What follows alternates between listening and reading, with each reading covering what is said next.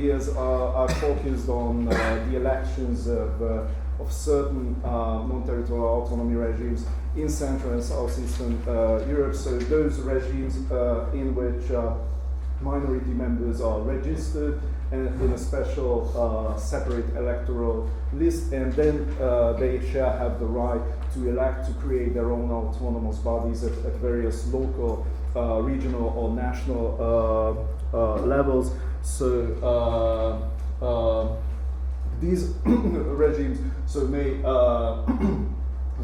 cover Estonia, Slovenia, Hungary, Croatia, and not least Serbia, in which registered minority members have the right to create their own autonomous bodies.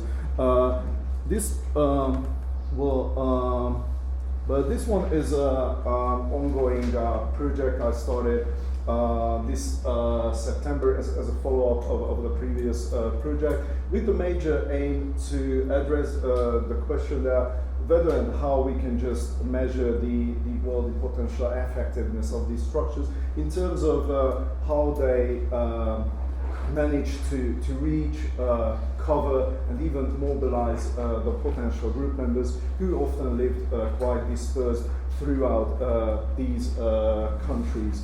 So this one is a work in progress. So feedbacks, questions, and comments are more than welcome.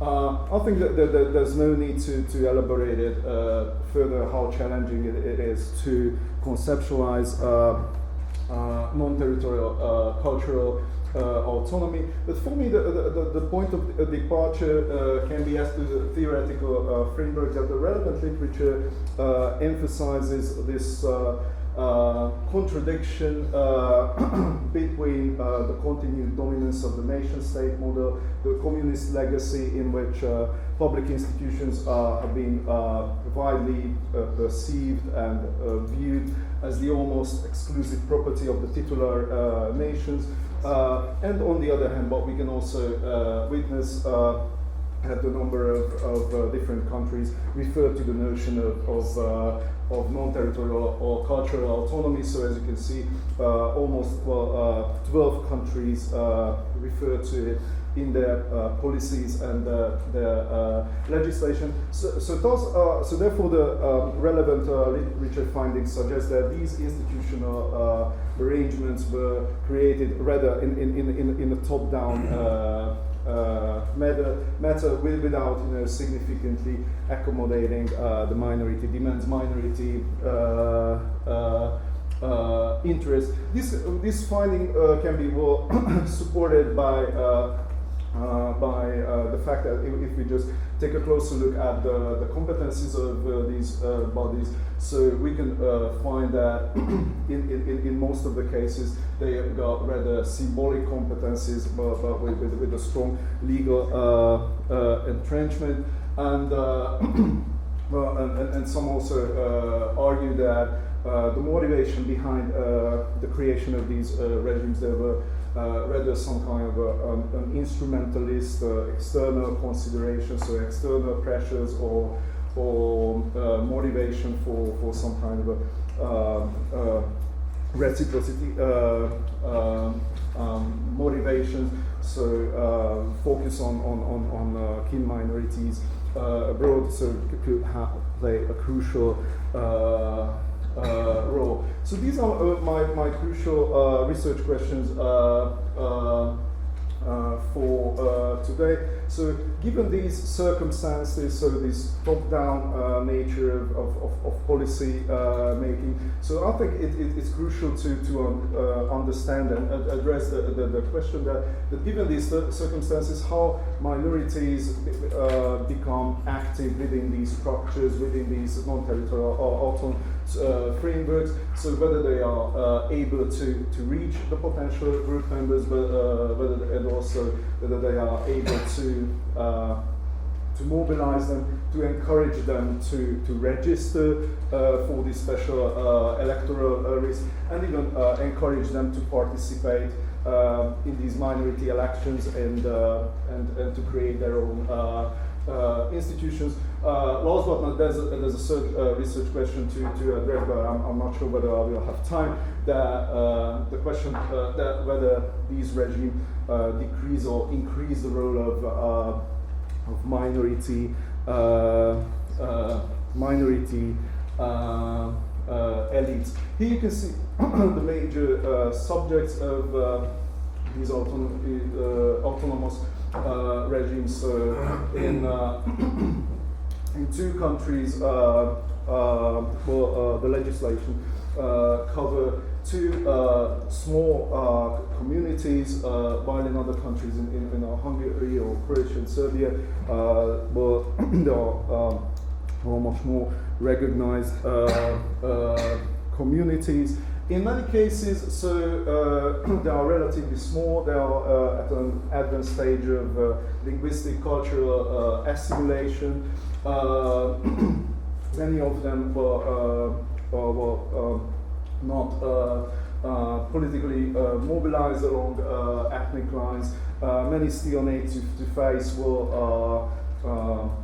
historical traumas or still still contemporary practices of discrimination. So if you just think about one of the largest community in the region, the Burma. So as a result, what we can see that in many cases it can be quite challenging to reach and mobilize and even encourage potential group members to declare their identities and participate in public life.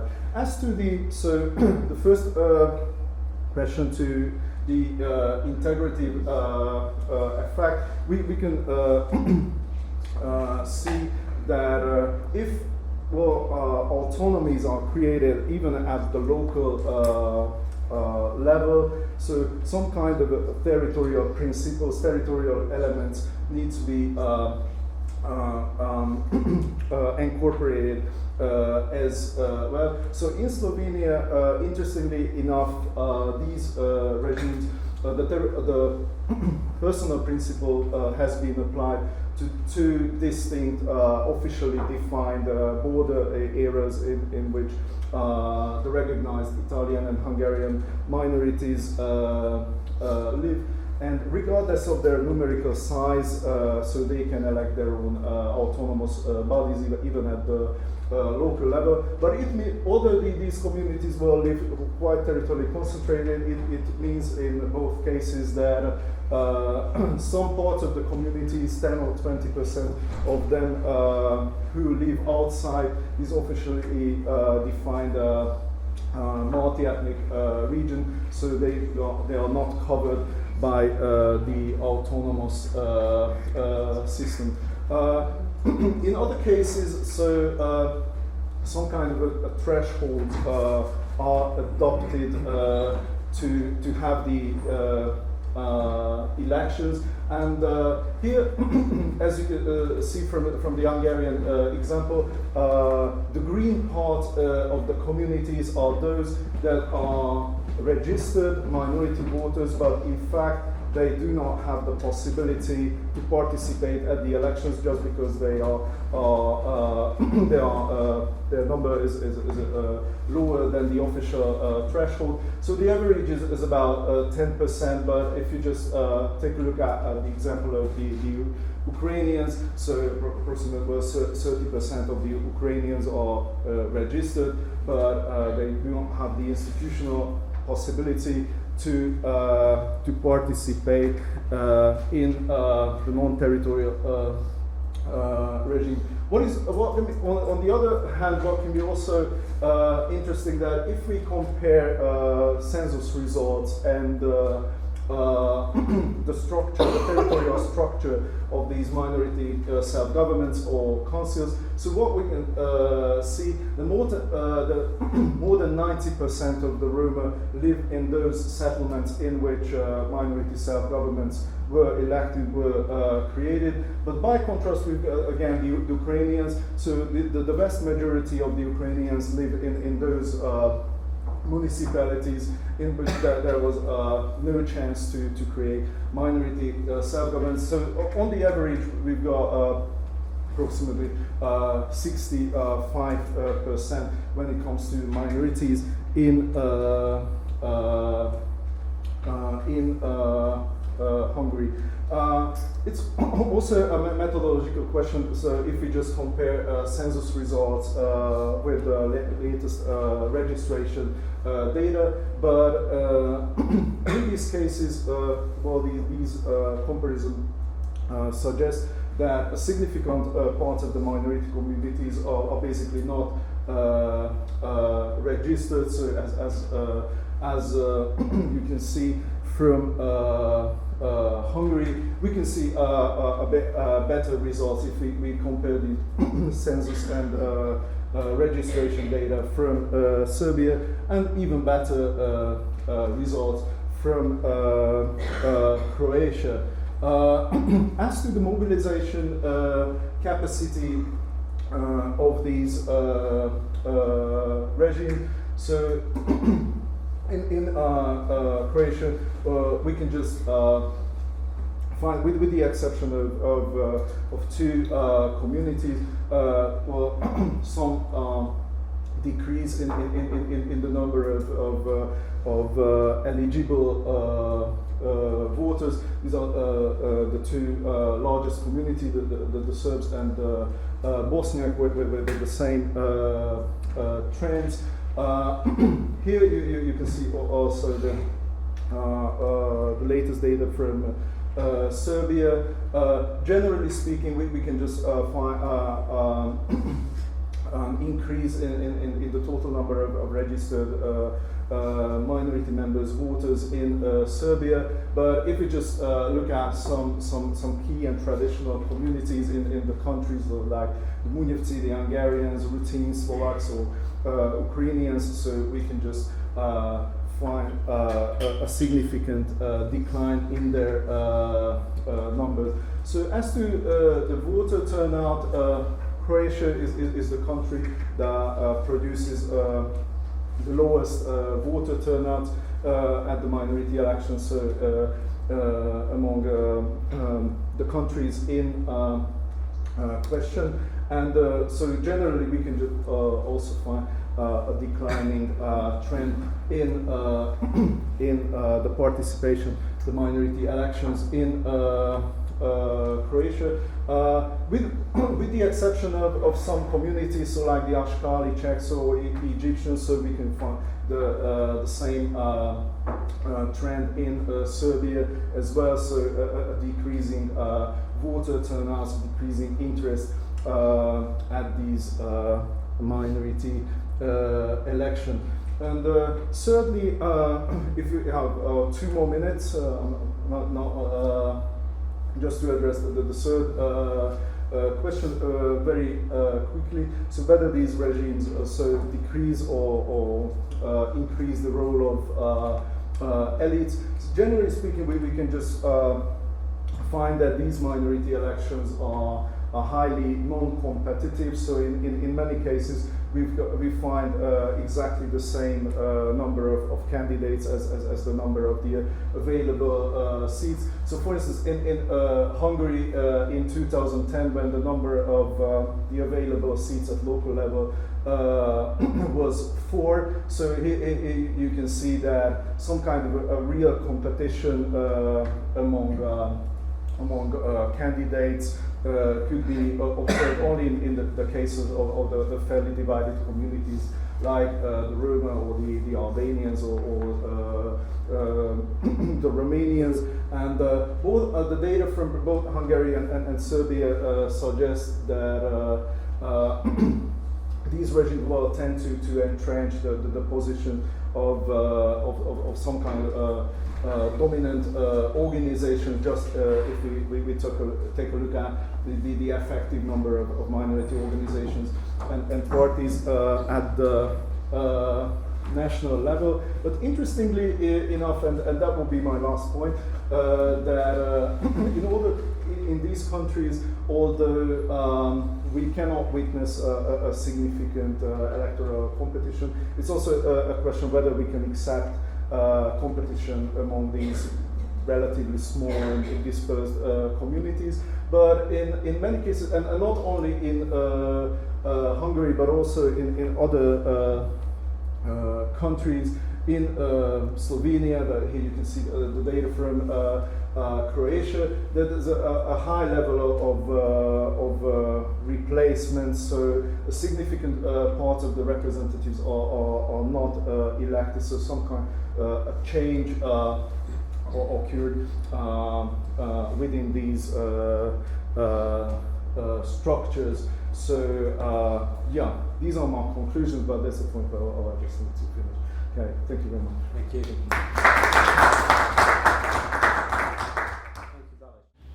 Just a point of detail, I was wondering across all the cases, I was wondering about eligibility to vote. Is it limited to people with citizenship, or are there cases where people who have migrated more recently from neighbouring countries, like, you know, say Romanians in Hungary or Serbs in Hungary, will be able to participate in the actual elections rather than the activities? With the exception of Slovenia, so only citizens belonging to the recognized minorities have the right to elect and be elected. So in Slovenia, so those non-Slovenian citizens who belong to respective communities and settled in those areas, so they've got also the right, but I think it's not so significant. When I first read the title of the paper, I thought, oh, we're measuring the effectiveness of these structures against something, against a standard, right? So what would be the ideal standard of an effective NCA structure? And then we're evaluating how close we are to reaching that standard. But in hearing you speak, it seems that you're actually interested in something else. And I think what you're doing is very interesting. It's just I'm not sure that you're interested in effectiveness. It seems that you're rather interested in the democracy, or the functioning of democracy, or maybe the representativeness of these structures. So I wonder if you have a reflection or thoughts about what is it exactly that you mean when you say the effectiveness of these structures. I also thought that maybe efficacy would be a better term to capture what I mean. In the project, I focus on two crucial aspects. So first, in the first part, so on those questions. So how they are effective structures in terms of how they are managed to reach and cover and mobilize the dispersed group members. So this is how I define or try to define effectiveness. But in the later part, I'm also trying to set up a methodology to assess whether and how they are effective in effective those decisions and influence decision making. So their relation to local and state authorities in this regard. So, yeah, probably the effectiveness is maybe not the best term to describe what I like to do in this project. You mentioned that the data suggests decline in the percentage of participation, or especially the voting for the minority arrangements, representation generally, most of them, with few exceptions. Have you got any clue why? Have you addressed that issue? What happens? Why minorities tend to, not to practice their right to be represented? Yeah, there are decline in the voter turnout and the number of registered voters. So there can be a number of different reasons. So firstly, the general decline in the number of certain key minorities in the country. So in Serbia, for instance, we're witness a growing outward migration of minority communities. And what I just also wanted to present or highlight that that in many cases, just if there's no competition, if there's no stake of these elections, and these institutions are dominated by one or two key personalities and certain minority organizations. So many minority members are, become less interested in participating in. So that will be, I think, shortly the two factors. Yeah, it's just a quick follow-up on the effectiveness, because I think it's important for our network and the understanding of what is NTA. I'm wondering whether the two criteria that you mentioned aren't really part of effectiveness. I mean, maybe effectiveness is just a more umbrella term, and then one could sort of define subcategories that would need to be investigated in order to arrive at a sort of final analysis of effectiveness. And it's just a comment really, but I think it's an